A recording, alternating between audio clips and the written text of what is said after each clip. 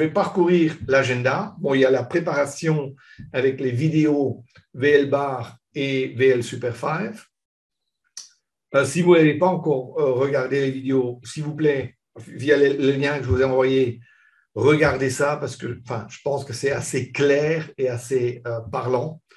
Mais ce matin, ça va être tout de suite installation de ces outils et on va tout de suite aller sur les marchés et je vais tout de suite vous montrer comment paramétrer vos graphiques et comment on va aborder les choses. C'est-à-dire qu'on commence déjà avec la pratique tout de suite ce matin.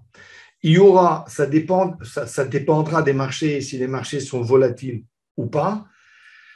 Si, quand je ferai cette petite demi-heure ou trois quarts d'heure de théorie, mais je veux absolument vous expliquer ou vous donner mon point de vue sur comment travailler avec des unités de temps, différentes unités de temps, envergure, comment tout ça est corrélé et le concept de volatilité, bien le comprendre, puisque le système de trading que j'applique est fortement basé sur ces éléments-là. Le fait de travailler avec des VL-bar ou avec des bougies d'envergure, bon, tout est basé sur les mouvements de prix. Cet après-midi, je vous présenterai, pour démarrer, à 14h30, les stratégies, aussi les stratégies sur l'outil Super 5. Et évidemment, on parlera beaucoup du money management avec VL-Bar. Ça veut dire qu'il y aura à nouveau une petite partie théorie. Et puis, à 15h30, on va appliquer tout ça sur les marchés US. On prendra différents instruments. Je vais vous montrer comment appliquer, comment installer, comment paramétrer. Comme ça, vous êtes après libre d'appliquer ces concepts sur les instruments de votre choix. D'accord? Ça sera pour aujourd'hui. Demain, on prendra d'autres instruments puisqu'il y a quand même pas mal de gens qui tradent le Forex. On regardera ça. On parlera beaucoup aussi de résultats, comment analyser les résultats et du business model de trading et ce qu'on essaye d'atteindre. On parlera beaucoup du plan de trading, on parlera beaucoup du journal de trading, mais ça, c'est pour demain. Et puis, l'après-midi, une partie que les gens aiment beaucoup, c'est la partie du scalping, qui est une technique un peu spéciale. Il faut s'adapter un tout petit peu. Il y a certaines stratégies, je dirais, qui, à mon avis, marchent un peu mieux pour le scalping. Et de ça, on parlera demain après-midi, surtout avec les VL-Bar. Je pense que là, il y a un avantage. D'accord? Bon, voilà l'agenda. Et maintenant, on peut tout de suite démarrer avec les VL-Bar et le Super 5 avec mon orientation. D'accord?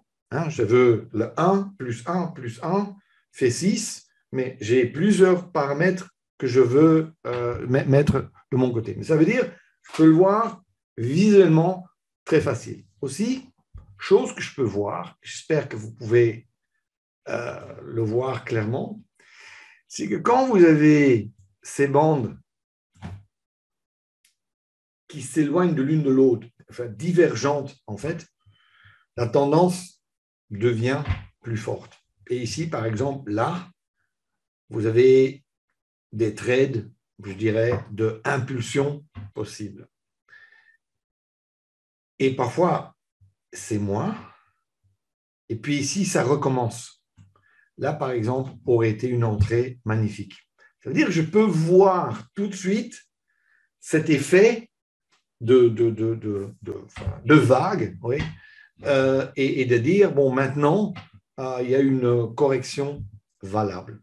Maintenant, il y a 4 types de corrections qui sont paramétrées dans l'outil. Et en fait, c'est très simple. La première correction, et je vais dessiner encore un peu pour vous expliquer, Si ceci est la moyenne mobile exponentielle 20, un marché normal qui est en tendance restera sur un côté de cette moyenne mobile. Il va s'éloigner, puis il va revenir, il va toujours repartir, revenir, repartir, revenir. Et à un certain moment, il fera ça. Boum. Et il sera capable de clôturer à la même distance de l'autre côté de la ligne. À ce moment-là, je considère que la tendance est morte. Et ça veut dire que ces signaux qui sont près de la moyenne mobile exponentielle 20 sont pour moi des prises de position intéressantes, allez, potentiellement intéressantes, à condition évidemment que ça colle avec l'analyse et que ça colle avec l'orientation. Tout le monde a compris ça, c'est niveau bleu. Et là, il y a quand même quelque chose que vous devez connaître dans votre orientation. Et je pense que c'était Ismaël aujourd'hui qui l'avait déjà dit. Le marché est à la recherche de volume, d'équilibre. Et c'est normal parce que vous et moi, on a la vie facile. Nous, on a 2 lots ou 5 lots à acheter ou à vendre. Chez eux, ce sont des milliers de lots. Ça veut dire, souvent, ils vont aller là où il y a un marché à prendre. Il faut quand même aussi comprendre l'impact du volume sur le prix ou l'importance du volume sur le prix. Je donne un exemple. Supposons que cette tasse de café, j'ai vendu 5 tasses de café à 5 euros. Mais j'ai vendu 20 tasses à 3 euros et j'ai vendu 500 tasses à 2 euros. La vraie valeur du café est où? À 2 euros. Parce qu'il y avait beaucoup plus de volume. Et c'est ça, en fait, ce qu'on voit ici. Je vais vous l'expliquer clairement. En fait, moi, ce qui m'intéresse, c'est ces zones bleues de hier et avant-hier, si je suis en day trading. Parfois, 3 zones. Je vais aller un tout petit peu plus loin. Attends, je vais juste faire ça comme ça. Maintenant, ce que vous voyez ici, la zone bleue, en anglais, on dit the value area. Ce qui veut dire, en fait, c'est là où il y a eu 70% du trading. C'est-à-dire que hier, par exemple, parce que ici, la zone bleue que vous voyez ici, là, c'est aujourd'hui. Et ça, pour moi, ça a moins d'importance. Ce qui est important, c'est ça ici. Surtout cette zone bleue foncée, ça, c'était la zone hier où 70% du volume a eu lieu. Alors, si vous regardez bien ce qui s'est passé les derniers jours, il y a eu ça, il y a eu ça, et il y a eu ça. C'est-à-dire que le marché chute. La réelle valeur chute. Ce que vous voyez aussi, c'est que là-dedans, dans tout ça, vous avez un niveau qui est qu'on appelle the point of control, qui en fait est une zone où il y a eu le plus de volume. C'est cette zone-là. C'est à ce niveau-là qu'il y a eu le plus de volume. Et ce n'est pas une coïncidence que c'est ici que le marché a tourné. D'accord? Alors, maintenant, moi, je veux savoir où est le niveau de prix le plus important de hier. Et vous voyez que c'est là. C'est ici. 4400, je ne sais pas si vous pouvez le lire, c'est grosso modo là. C'est-à-dire que ici, là où on était ce matin, à 9 heures, ici,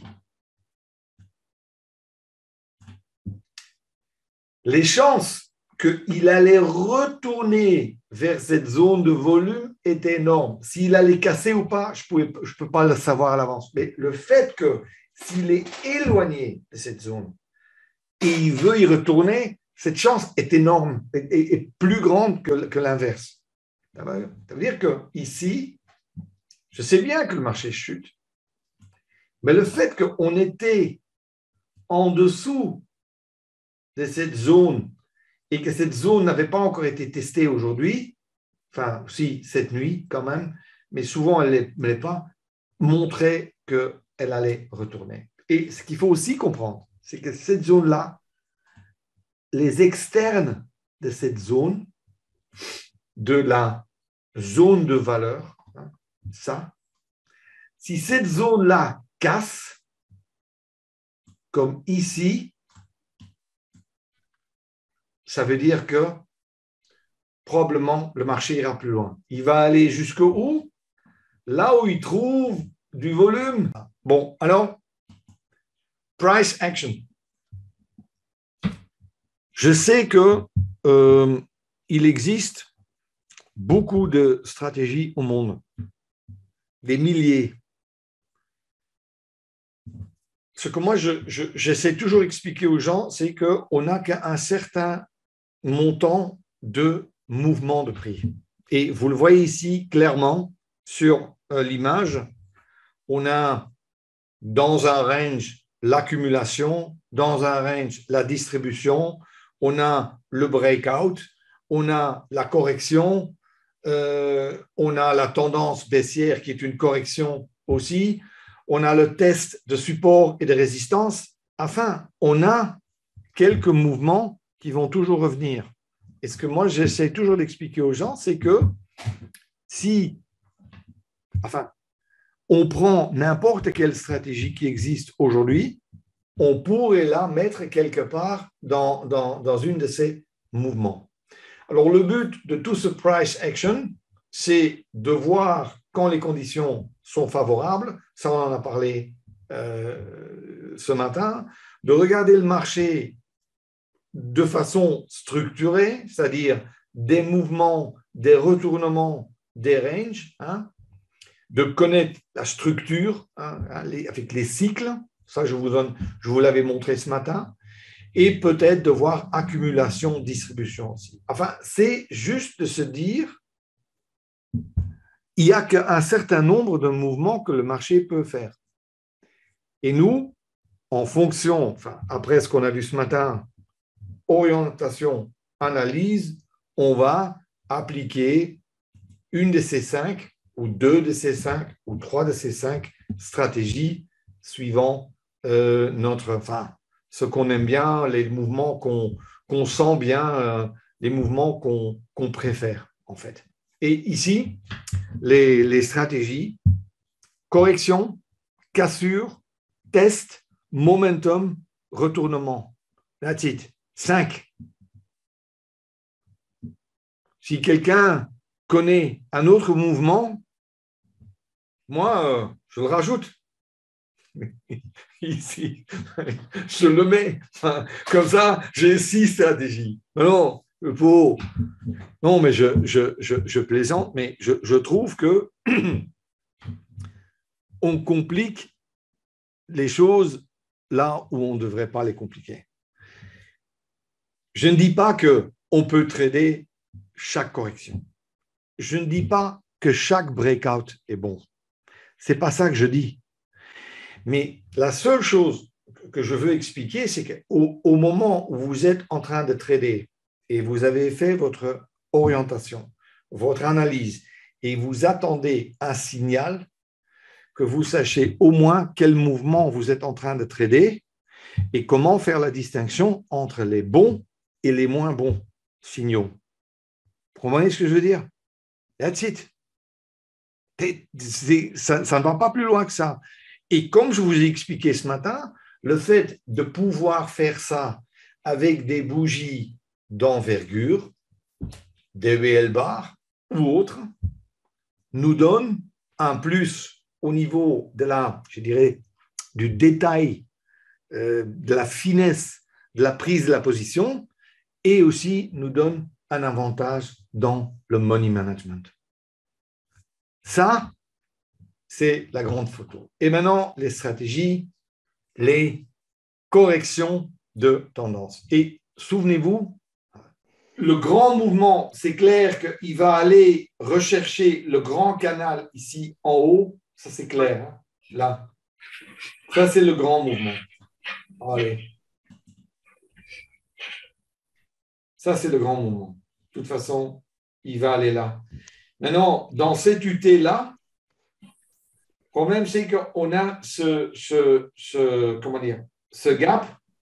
Et là, tout est possible. Ça veut dire qu'il y a une impulsion forte. Maintenant, le problème, évidemment, c'est que si on a des mouvements pareils, bon, il peut aller nettement plus haut encore, mais il faut attendre le bon signal. Alors, je reviens. Ici, je suis à l'achat. On est un peu en retard, mais regardez les signaux qu'il donne. Il se calcule maintenant à chaque fois. Hein. Ça va vite. Achat là. Retournement, vous voyez les bas plus haut. Achat. Ici encore, achat. Celui-ci, je n'aurais pas pris. Pourquoi? Parce que c'est toujours rouge. Mais là, ça devient vert. Là, on l'aurait pris. Et là, ça aurait été un excellent trade. Est-ce que je vais le prendre là, en haut? Non. Pourquoi? Parce que je suis beaucoup trop loin, éloigné du centre du mouvement. Vous comprenez? Si on va les comparer à des triades, et c'est ça que beaucoup de gens aiment, les signaux sont plus stables. Et surtout, l'après-midi, ça va aider. Et ce qu'on peut faire, si on veut, par exemple, ici, j'ai la EMA 20, je peux à nouveau mettre les real bars 2 fois dans le même graphique. Et sur la deuxième session, indicateur real bar, je prends la EMA pas à 20, mais je la prends à 110. Comme ça, j'ai en fait la même représentation du Super 5 où je peux m'imaginer, le nuage clairement et je peux voir les signaux directement sur VL bar. Pour PRT, c'est la seule option. D'accord. Ici, la bougie est faite seulement par le mouvement, mais est corrélée avec l'unité de temps en bas. Ça veut dire, et encore une fois, il faut bien regarder les vidéos sur les VL bars. C'est ici, j'ai un ATR de 15, je divise par 3, et là, ça devient 5. Ça veut dire que ces deux graphiques sont maintenant bien corrélés. Je fais mon analyse ici et mon trading ici, mais sur une volatilité qui est 3 fois plus. Regardez bien, c'est un bête tableau Excel. Vous allez le recevoir, vous pouvez le changer comme vous voulez, mais là, tout est mis. Je donne un exemple. Je mets lundi, j'ai fait combien de trades? 10. OK. J'ai gagné combien de trades? J'ai gagné 60% de mes trades. Quel était le gain moyen par chaque trade? Je donne un exemple. Je dis, allez, j'ai gagné 150 en moyenne. Quelle était la perte moyenne? J'ai perdu beaucoup, 110. Alors, qu'est-ce qu'il fait? Il calcule le PNL. Les coûts, je peux les mettre aussi parce que je sais que par lot futur, je paye 3,9 sur le dos. Je les mets là-dedans. Et en fait, le système me donne tout de suite la valeur attendue. Ça veut dire que tout ce qui est bleu, vous ne devez pas le remplir. Le rouge non plus, ça se calcule automatiquement. Maintenant, où est la valeur de tout ça? Où est la valeur de tout ça? Évidemment, une journée ne veut rien dire, une semaine même ne veut rien dire. Mais si vous allez remplir ça pendant 2-3 mois, trader qui est en formation dans le stage de mentorat ou professionnel ou quoi que ce soit, doit me remplir ça et me l'envoyer tous les 2 semaines. Pourquoi? Parce que je veux voir ses résultats. Et là, je peux tout de suite voir, est-ce que le ratio gain est bon? Parce que moi, je sais que si on fait l'analyse correctement, sur 100, 200, 300 trades, on doit atteindre un chiffre quelque part, allez, entre 55 et 60%.